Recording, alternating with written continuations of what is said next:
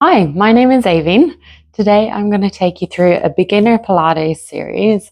So this is going to be targeted at people who have maybe never done Pilates before. And what Pilates is it engages mostly the muscles in and around the core and the glutes, which are around the base of the back and the hips. And these muscles support our body. It also focuses on some of the smaller muscles around our shoulders and our feet. Basically, it's a whole body movement that focuses on improving your function throughout your day-to-day life. So if you have a mat or a rug or anything at home, feel free to join in. We're going to start in lying on the mat. So have a little lie down and get yourself comfortable. Feel free to grab a small pillow from your couch if you'd like to, or roll up a towel to pop it under the back of your head. And I'm going to introduce you to one of the main movements in Pilates, which is the pelvic tilt. So here we want to ideally arch our back a little bit off the mat so that there's a slight gap. And then we're going to flatten our spine into the mat. So we're going to lift ever so slightly. And then we're going to flatten it down into the mat. Again, lift so there's a teeny bit of a gap. And then flatten it back down into the mat so that your right down back is pressed in, not so much that you can't breathe, but you can feel a little bit of pressure on that base of the back. And then what we're going to do, we're going to ease off about 50%. So you should feel as you press your back down into the mat that you've got a little bit of activation in those. These are your lower ab muscles, the ones just directly underneath your belly button, and they support our spine quite a bit. So as we press down into the mat, we're going to really feel across our lower abs ideally. And then you're going to back off to around 50% so that your back isn't completely jammed into the mat, but you don't have a big arch either.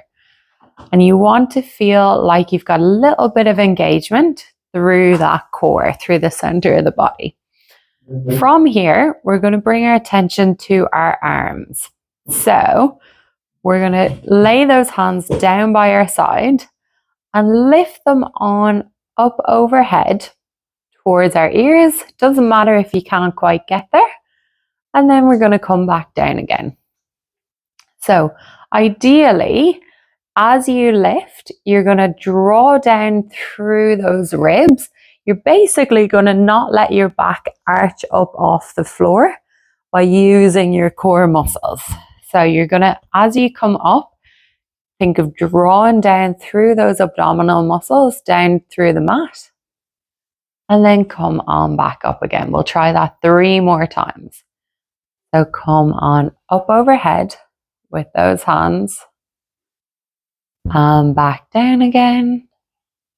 And if you can, add in a little bit of breath. So breath out as you come up. And breath in as you come back down. And last one. Breath out. Don't let that back lift up off the mat any more than it already is. And then breath in as you come back down onto that mat. Excellent. So we're going to bring our attention to our legs now. So keep the hands nice and relaxed. And one leg is just going to lift up off the mat and lower back down just to a toe pointed position. So point those toes, lift up and lower down.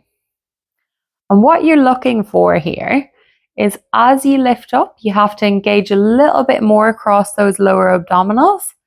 And then as you lower down, you'll feel them kind of engage a little bit more so that your back doesn't arch fully off that mat. So again, lift and lower down. Main goal is keeping at that 50%. So you shouldn't fit your full hand in under that spine. And we're drawn up through that lower half of the abdominals. Lift. And then the breath on this, doesn't matter if you can't get the hang of it straight away. You want to breathe out as you lower And breathe in to come back up. And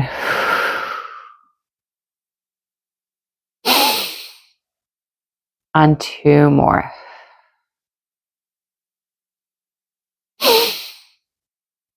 And on this one, just lower down, and we're going to swap sides. So try keep nice and steady through that center of the body. Draw down through the ribs and lower abdominals. Lift the opposite leg and just come into those toe taps. So again, just lift that knee so it's just directly above that hip. Lower down to just tap off that mat. And lift up again. And breath out as you lower down. Breath in to come back.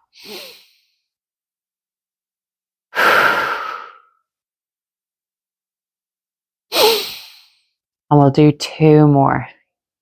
Keep drawing down through those abdominals. You're not letting that back lift right up off that mat. Nice. And on this next one, you can just stay down on that floor. So relax the feet back down and find your position again in that center. And this time we're going to bring our attention to our hips. So we're going to roll that spine up off the mat. So we're going to try to tilt our hips backwards, really flatten that spine into the mat now. And then keep it going. So you peel that spine up off the floor, all the way up into a bridge. And it doesn't matter if you can't get all the way up in this. Just take your time, see how that body feels. Roll it up, peel that spine from the bottom, up through that center. And ideally, you're getting a straight line, shoulders through your hips, through your knees. On this next one, we're going to bring our attention to those ribs. So roll up into that top of the bridge. And often we try to just get as high as we can. So we really arch our back up. So don't do that. Draw down through the ribs. So ideally you're getting your hips as high as you can, but pulling those ribs down. And that will create a nice straight line with as minimal back strain as possible. You shouldn't be feeling any pain in that back on this one. Let's do two more. So roll it up. Imagine your spine is like Velcro. You're peeling it off the floor. And then we're going to roll it back down. Nice. And last one. Roll up. Squeeze those glute muscles at the base of the back of the hips. And then roll it back down again. Lovely. Find that center. So come into your neutral pelvis position, which is ribs drawn down. No big gap underneath that spine. So you're engaged down to around 50% of engagement through those lower abdominals. We're going to now bring our attention back to that first leg that we just did. So for me, it's my right leg. And with that leg, you're just going to stretch it out and up. And come on back in. So this will be a little bit more difficult than that scissor one that we did before. So the one with the bent knee, you're going to breathe out as you stretch out and up and breathe in to come back. And as you stretch away, try not to let those hips roll forward so you're getting that lift through that spine. So breath out as you stretch up. Breath in to come back. We'll just do two more. You might feel tightness down the front of the leg there. That's okay. That's just working those muscles. Last one. Back in. Let's lower down.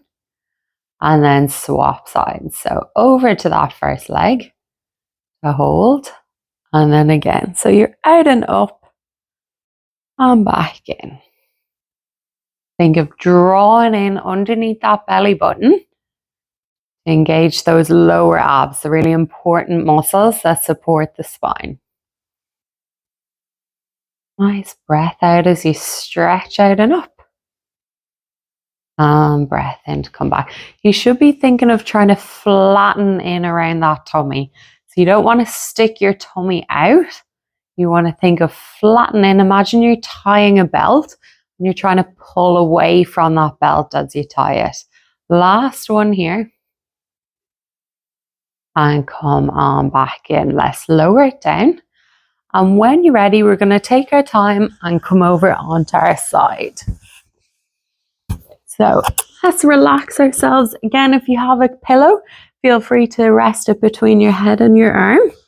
And we're going to come into some clams, which are working the hip muscles that support our spine.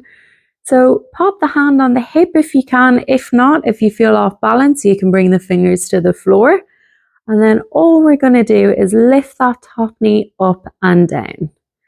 So you'll see my feet stay together. They're not separating. My top knee lifts and then lowers back down.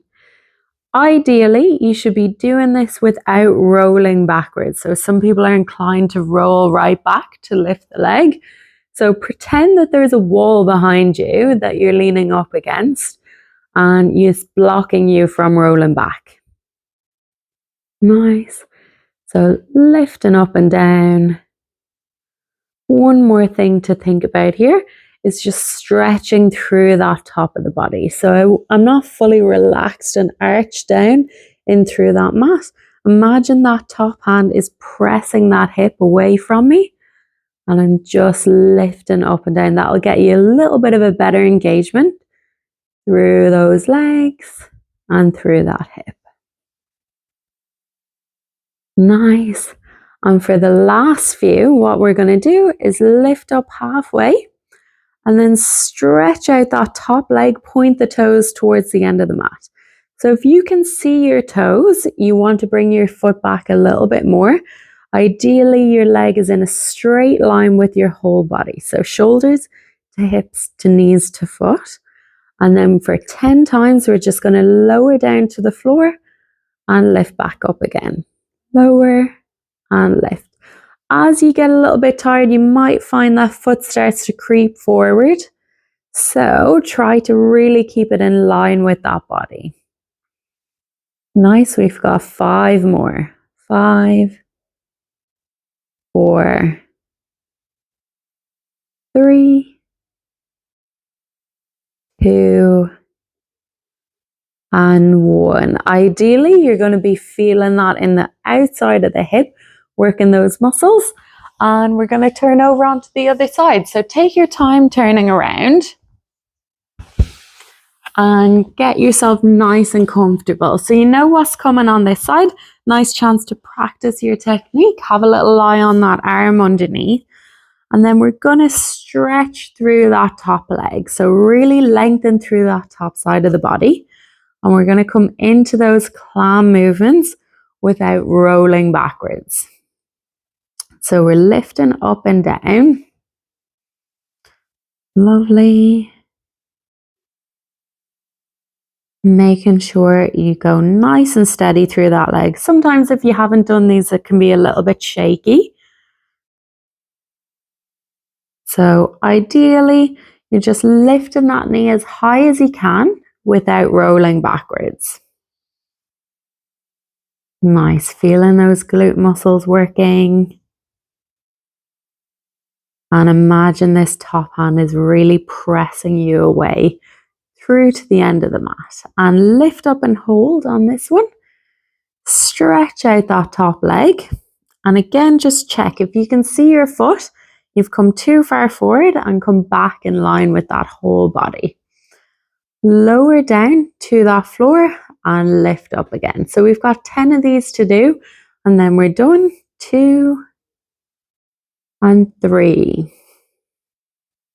4, 5, 6, 7, 8, 9, and 10. Excellent. Bring that knee back in. Lower it down onto the floor. If you want, give that hip a little bit of a rub. Sometimes I find that helps. Perfect. Well done today. Hopefully you enjoy that. And that was just a little introduction to some of our Pilates moves. If you like, I've done a level 2 introduction, so there will be another 2 videos through the series, each one getting a little bit more difficult. I'm working through some progressions, so we'll see you again.